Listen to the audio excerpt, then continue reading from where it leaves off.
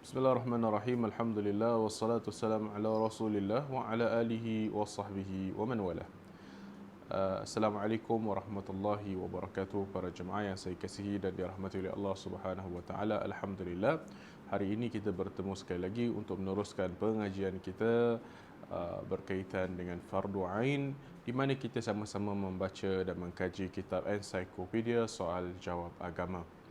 Para jemaah yang saya kasihi dan dirahmati oleh Allah Subhanahu wa taala, sebelum kita masuk kepada persoalan-persoalan yang akan kita bincangkan pada hari ini, ingin saya bincangkan perbincangan yang ada pada muka surat 22, iaitu berkenaan dengan perbezaan di antara usul dan furu'.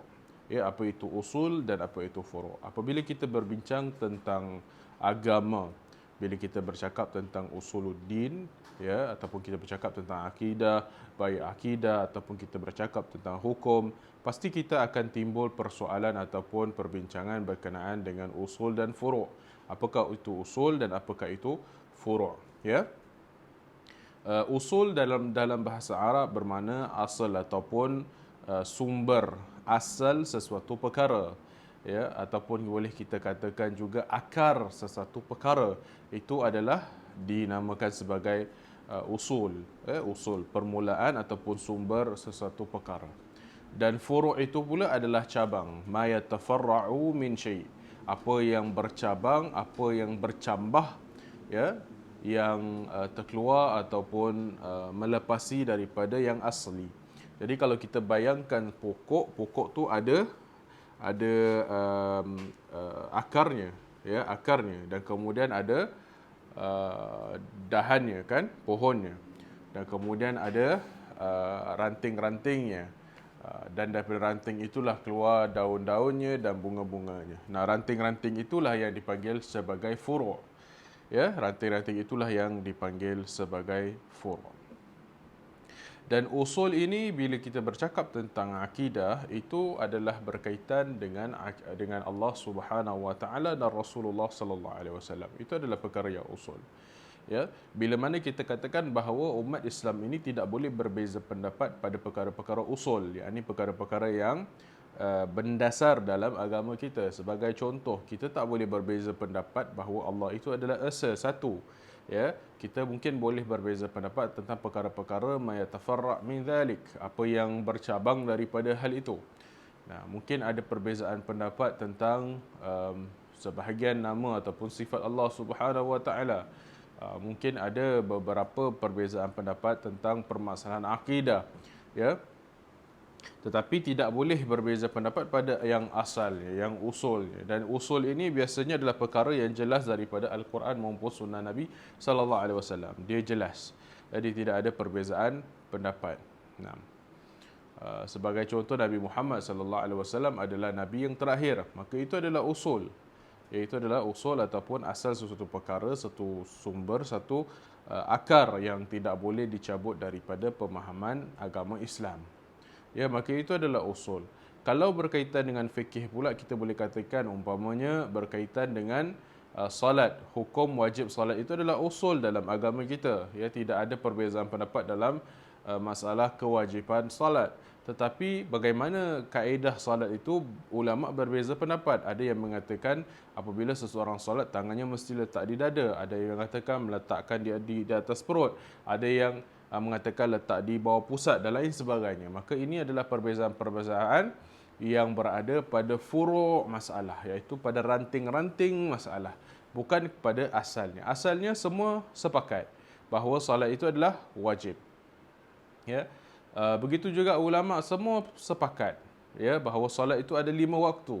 Nah, tetapi yang berbeza pendapat ini mungkin mana satu yang fardu, mana satu yang wajib. Apakah perbezaan di antara fardu dan wajib? Ini semua adalah perbincangan para ulama, ya, yang boleh dikatakan sebagai furu' masalah, ya, ranting-ranting cabang-cabang masalah yang tidak menjejas usulnya, yang tidak menjejas akarnya, yang tidak menjejas asalnya. Ya kan? Jadi ini perkara yang perlu kita ketahui dan kita fahami, ya dalam masalah agama. Bila kita berbincang tentang agama, jangan jadikan perbalahan kita itu pada furu' masalah. Kerana furu' masalah ni akan ada khilaf, akan ada perbezaan pendapat ila yaumil qiyamah. Sehinggalah hari kiamat tidak akan tidak akan selesai, tidak akan usai ya masalah perbezaan pendapat. Nah, ini kerana berbagai faktor. Ya, faktor kefahaman para ulama terhadap sesuatu nas ataupun permasalahan sahih ataupun tidak sahihnya sesuatu nas, ya, perbezaan para ulama dalam masalah memahami nas itu sendiri, ya. Adakah mereka mengiktiraf hal ini sebagai sahih ataupun tidak sahih? Ini semua akan menjejas pemahaman dan juga pendapat para ulama pada perkara-perkara yang digelarkan sebagai furu' ataupun ranting-ranting permasalahan tersebut. Ya, maka sebab itu di dalam Al-Quran ini ada yang ataupun di dalam Islam ini ada yang kita namakan sebagai qat'iyatud dilalah, iaitu dalil-dalil yang qat'i, yang putus, yang tidak ada syak padanya pada dalil tersebut, ya, dan juga kesabitan dalil tersebut. Nah, kalau perkara itu jelas, ya, maka tidak ada khilaf dan perkara itu dianggap sebagai asal min usuluddin, dasar daripada dasar-dasar agama yang banyak. Baik. Adapun furu' pula, ianya akan berbeza-beza pendapat di kalangan para ulama berdasarkan sangkaan, kias, ijtihad para ulama dan lain sebagainya. Maka inilah yang digelarkan sebagai furu' masalah. Ya. Kadang-kadang ada orang yang ingin menjadikan perkara furu' itu sebagai perkara usul. Umpamanya, ya, orang mengatakan bahawa isbal itu adalah sebagai satu perkara yang dosa, contohnya memakai pakaian di bawah mata kaki ataupun buku lali. Itu katanya mungkin sebagai satu perkara yang jelas-jelas dosa berdasarkan hadis man asfala minal ka'baini fa finnar, ya. Man asfala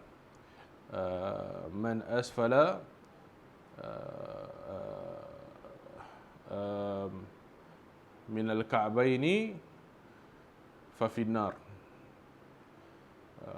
Siapa yang memakai kain di bawah mata kakinya ataupun buku lalinya, maka ianya termasuk daripada golongan ahli neraka umpamanya. Ya, sedangkan hadis ini ada lagi lanjutannya dan ada perbincangan-perbincangan para ulama berkenaan hal tersebut.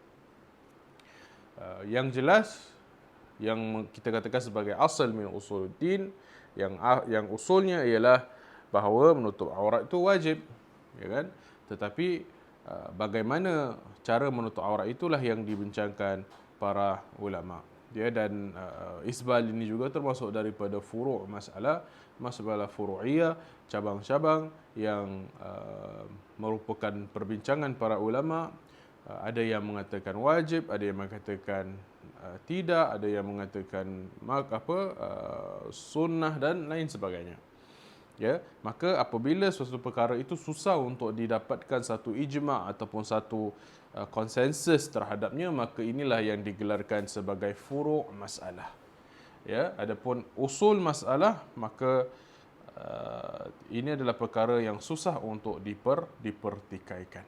Nah, apa lagi usul-usul masalah ataupun usul-usul agama yang susah untuk kita pertikaikan? Umpamanya ialah bahayanya kesyirikan.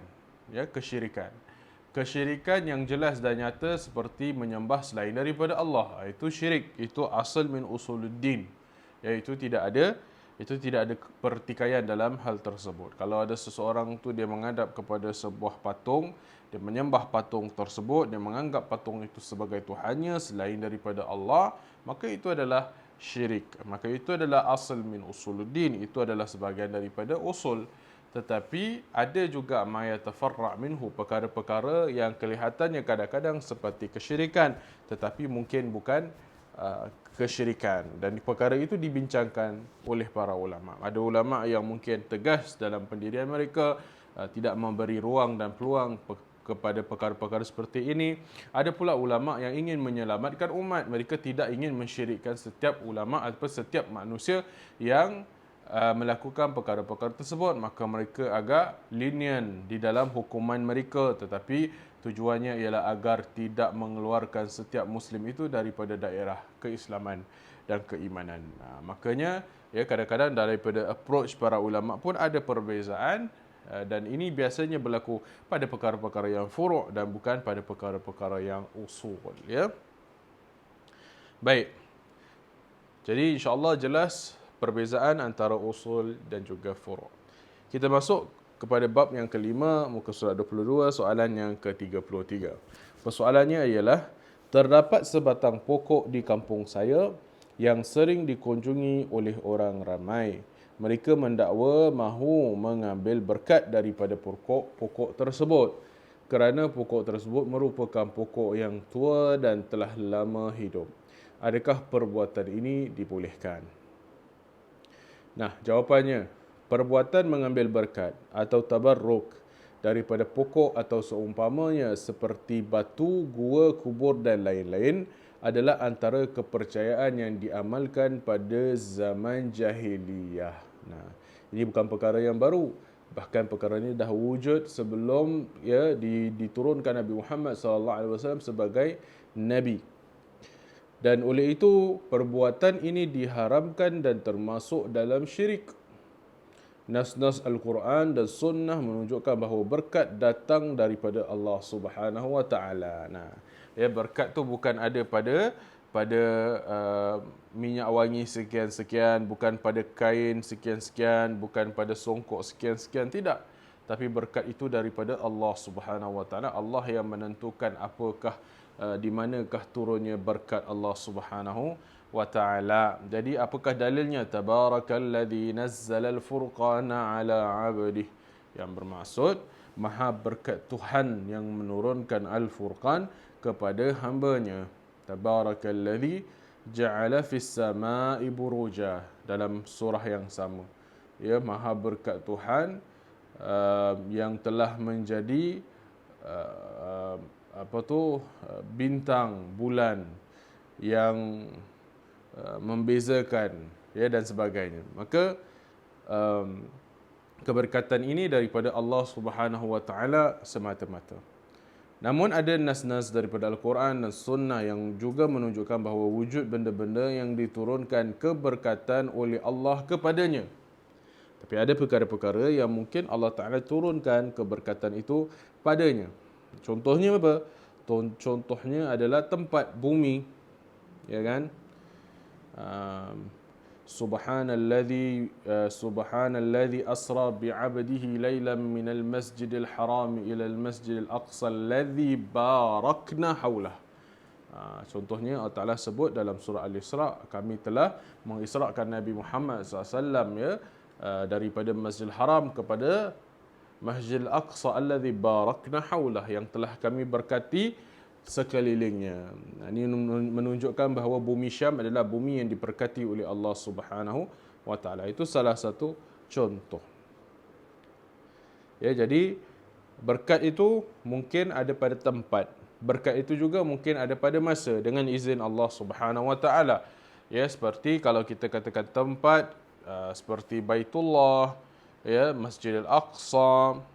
Kalau daripada segi masa pula mungkin bulan Ramadan, Zulhijjah, 10 hari awal Zulhijjah dan sebagainya. Maka ini semua adalah tempat dan masa yang diberkati oleh Allah Subhanahu Wa Taala. Dan berkat pada manusia, iaitu berkat yang dijadikan oleh Allah pada diri orang mukmin, dimulai oleh berkat pada diri Rasulullah SAW, para nabi serta rasul-rasul.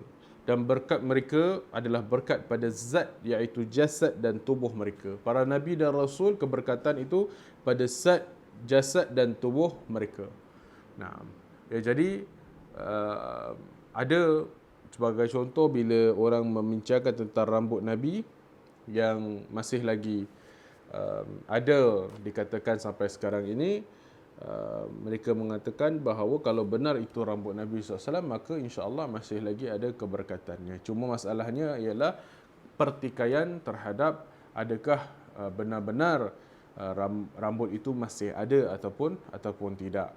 Ya, tetapi kalau rambut itu memangnya masih ada, maka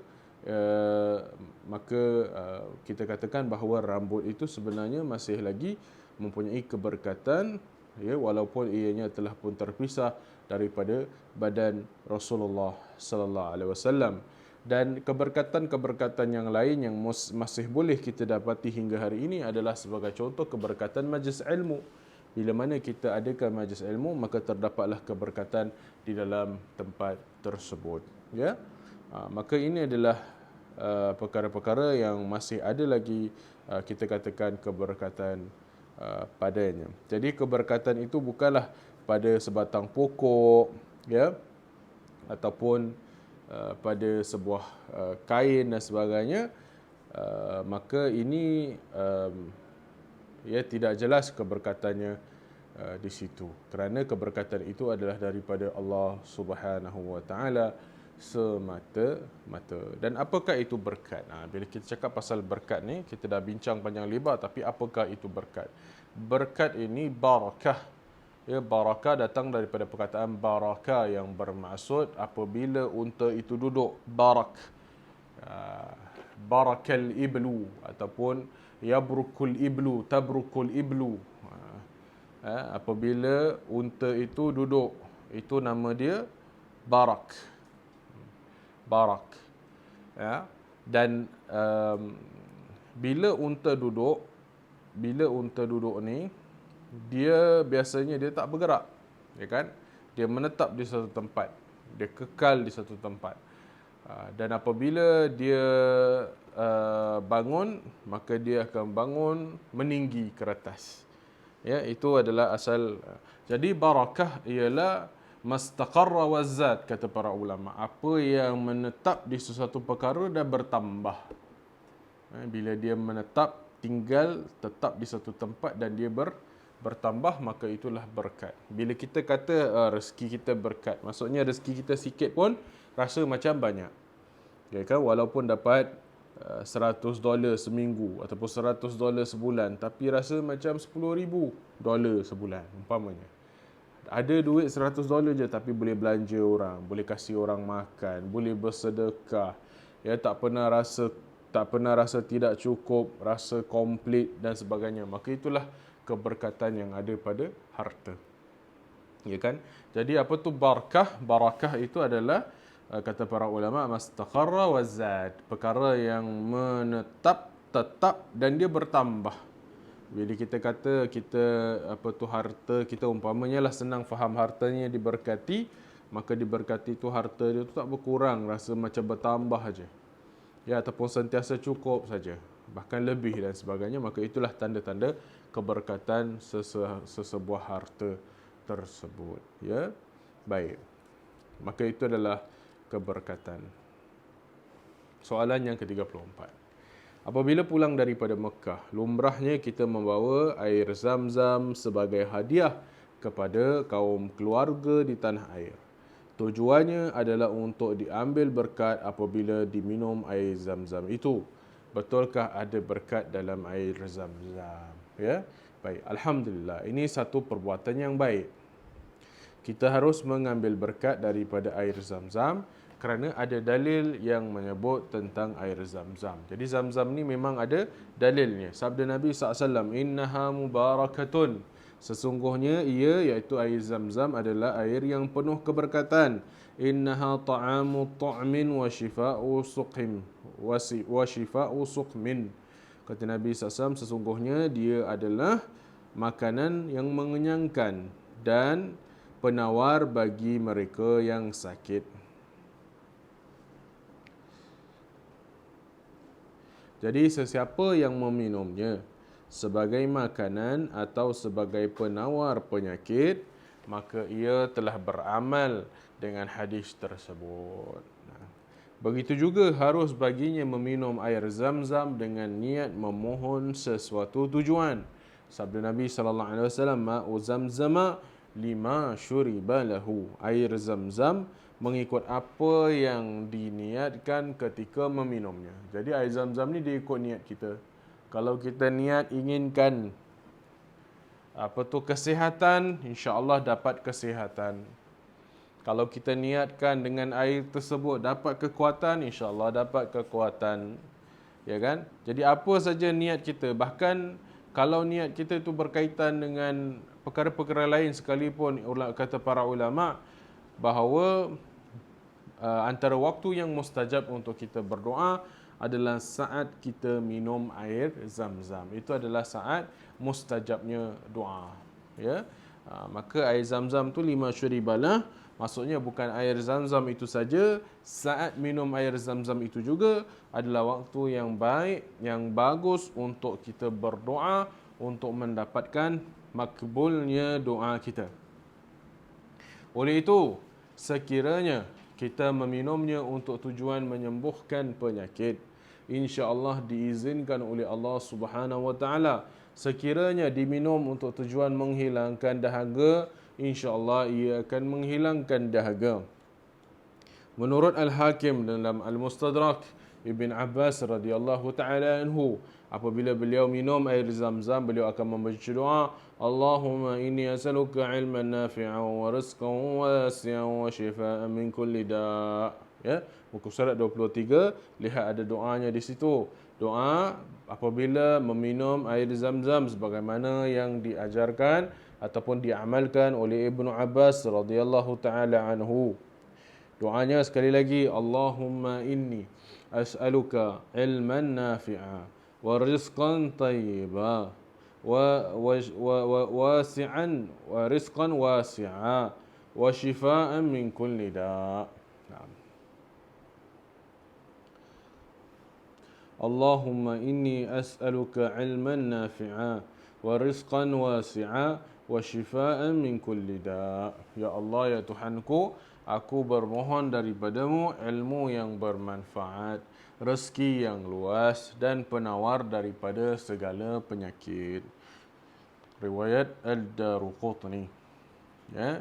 Jadi amalkanlah doa ini ketika minum air zam-zam, insya-Allah akan diberkati oleh Allah Subhanahu wa taala. Jadi air zam-zam tu ada berkatnya? Tidak ada. Ya, sebagaimana kita katakan tadi, berkat itu daripada Allah dan Allah Taala menetapkan berkat pada sebahagian perkara. Ya, ada sebahagian tempat yang diberkati oleh Allah, ada sebahagian masa yang diberkati oleh Allah, ada sebahagian manusia yang diberkati oleh Allah, dan ada sebahagian perkara juga yang diberkati oleh Allah Subhanahu wa taala, dan di antaranya ialah air zam-zam. Ya, baik. Soalan 35. Adakah orang mengatakan tidak boleh mengambil berkat daripada ulama kerana ulama tiada berkat? Sedangkan saya suka bersalaman dengan orang alim dan orang yang saleh kerana ingin mengambil berkat dengan bersentuhan tangan dengan mereka. Boleh Ustaz jelaskan masalah ini? Naam.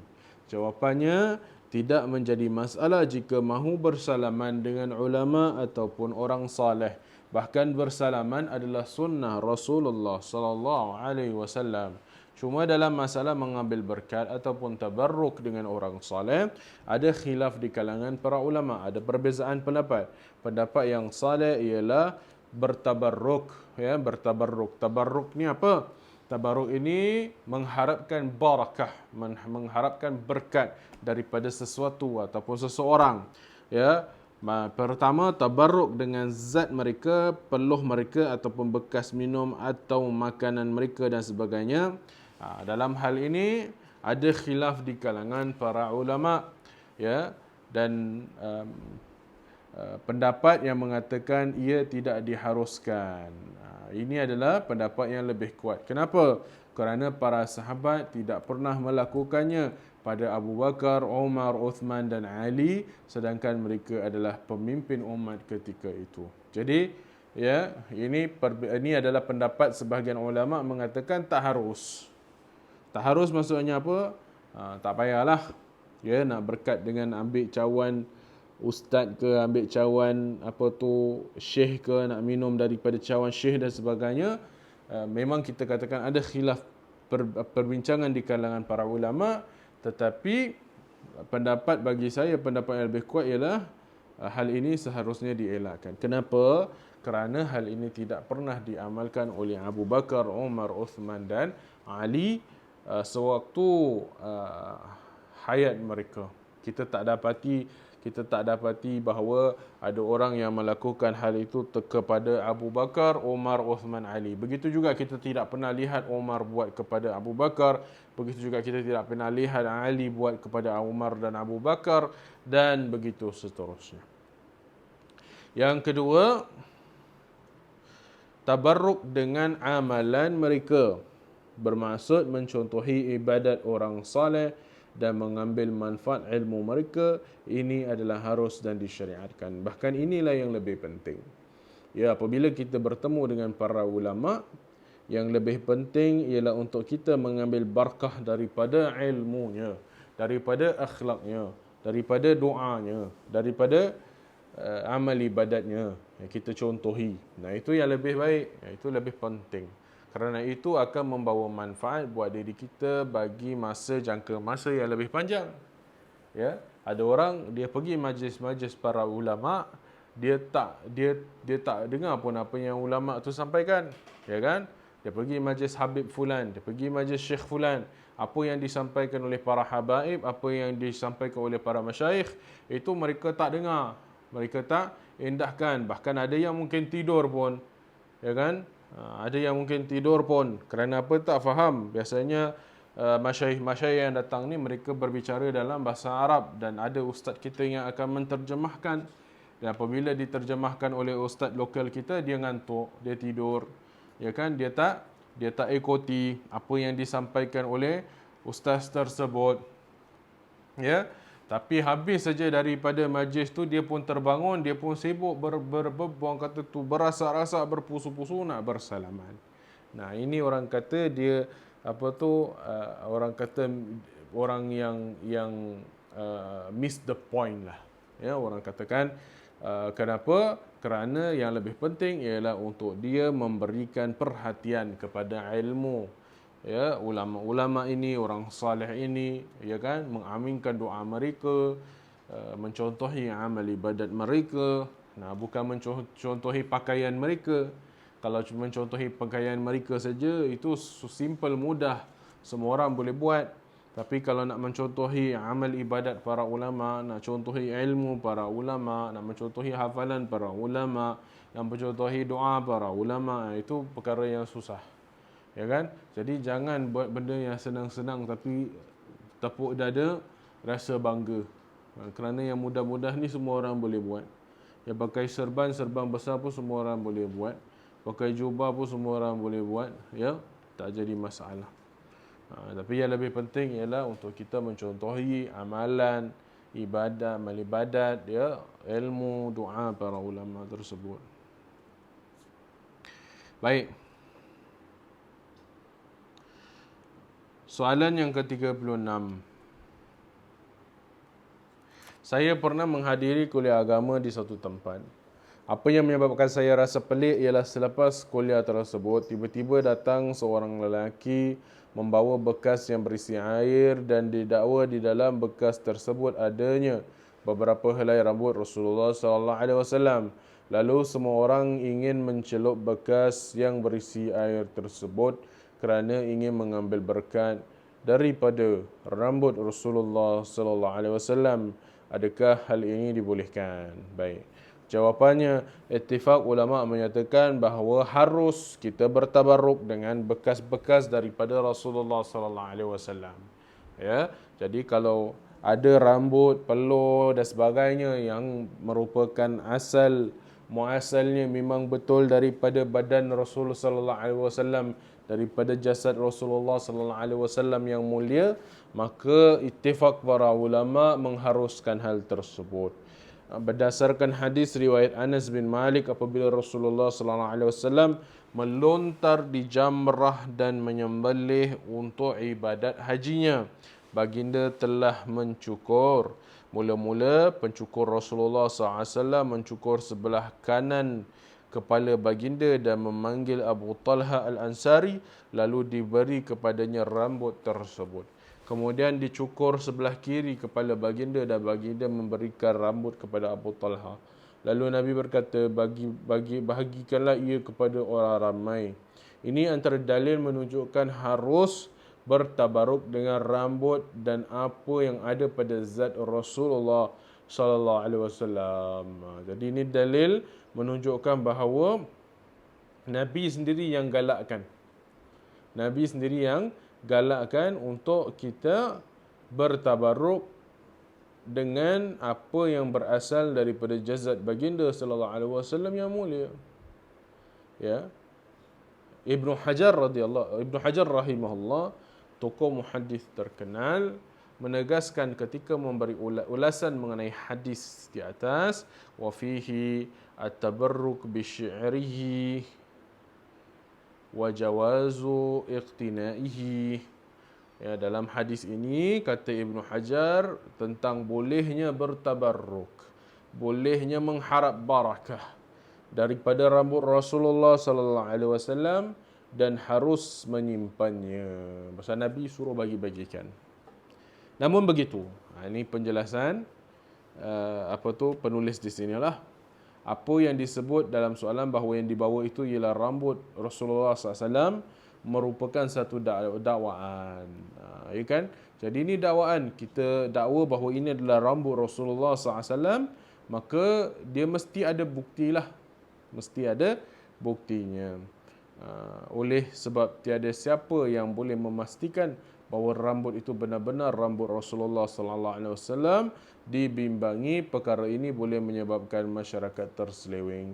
Jadi betul juga, ya kan, kita tak boleh mudah-mudah siapa kata ini rambut Rasulullah kita percaya. Yang lebih parah lagi apabila orang gunakan dakwah-dakwaan seperti ini untuk mendapatkan duit, mendapatkan harta, ya kan? Mungkin bukan rambut Rasulullah, rambut manalah, janggut dia sendiri ke dia cukur ke dia cabut, kemudian dia taruh dibungkus dengan bungkusan yang elok, dia kata inilah rambut Rasulullah, buat pameran besar-besaran, dapat duit masukan yang banyak dan sebagainya. Maka ini adalah suatu perkara yang amat berbahaya sekali, yang boleh membawa kepada penyelewengan masyarakat. Maka masyarakat perlu diajar untuk mendapatkan kepastian bahawa perkara yang didakwa daripada Rasulullah SAW itu benar-benar betul, ya kan? Telah pun dirujuk kepada pakar-pakar sejarah dan sebagainya untuk memastikan kepastian perkara ataupun hal tersebut. Ya, jika tidak, maka kita tidak boleh bertabaruk dengan hal itu. Ya, wallahu taala alam bissawab. InsyaAllah kita sambung perbincangan kita dalam kitab yang sama pada minggu yang akan datang. Assalamualaikum warahmatullahi wabarakatuh.